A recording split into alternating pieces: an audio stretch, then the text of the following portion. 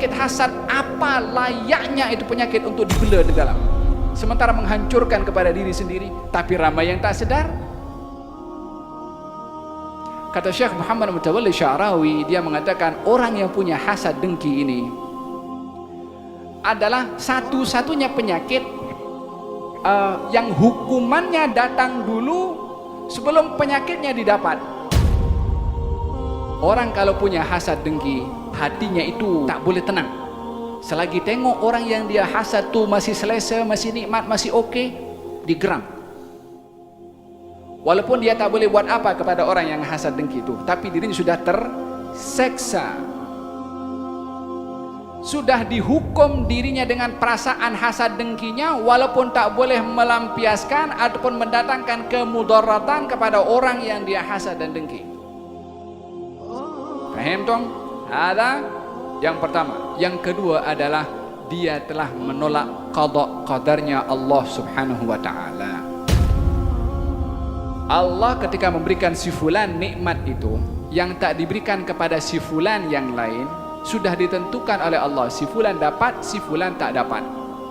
Ketika qada qadar itu terjadi, fulan dapat, si fulan tak dapat, yang tak dapat itu mengatakan kenapa si fulan dapat, padahal ketentuan fulan dapat dan fulan tak dapat sudah ditentukan oleh Allah sebelum pemberian itu diberikan. Seakan-akan dia mengatakan Allah tak keliru ke dibagi kepada si fulan, tak dibagi kepada yang lain. Dalam Al-Quranul Karim Allah Subhanahu wa taala berfirman, ahum yaksimuna rahmat rabbik nahnu qasamna bainahum ma'isyatahum.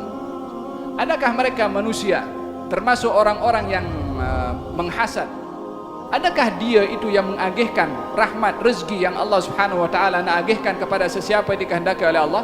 Mereka yang agihkan, mereka yang tentukan, mereka yang nak beri, atau Allah Subhanahu wa taala yang nak beri? Nahnu gasamna, kami Allah Tuhan, gasamna, dah agihkan untuk kamu semua. Lalu yang akan dikomplain ini siapa? Kalau kita nak komplain kepada pejabat tertentu atau kepada office, kepada apa, sistem manusia yang boleh berubah, tapi sistemnya Allah Subhanahu wa taala, macam mana akan kita protes? Kenapa si fulan diberi, kenapa si fulan tak diberi? Kenapa si fulan lebih maju kepada si fulan tidak? Kenapa si fulan lebih kaya si fulan tidak? Kenapa si fulan lebih disukai orang, si fulan tidak? Kenapa itu ada mempersoalkan kepada apa yang sudah diagihkan oleh Allah Subhanahu wa taala adalah i'tirad kepada Allah Subhanahu wa taala. Qala Imam Al-Haddad, law walima wa kaif qawlu dhil hamaq ya'tarid 'ala Allah alladhi khalaq. Law, andai, lima, kenapa, kaif, macam mana boleh jadi, qaulu dzil hamad, perkataan orang bodoh. Sebab mempersoal, ya Allah, andai aku begini, kenapa boleh begini, bagaimana ini boleh terjadi?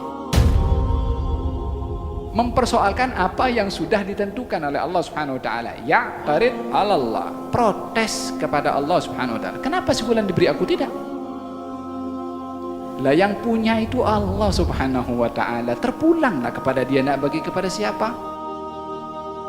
Macam mana kita bebas untuk mengagihkan apa yang kita punya kepada si fulan dan kepada si fulan? Allah pun nak mengagihkan apa yang dipunyai oleh Allah, ikut suka Allah Subhanahu wa taala. Kenapa pula kita nak komplain kepada kelebihan yang ada pada orang yang kita tak dapat? Maka kembalikanlah segala sesuatunya kepada ketentuan Allah, karena kita adalah hamba kepada Allah Subhanahu wa taala.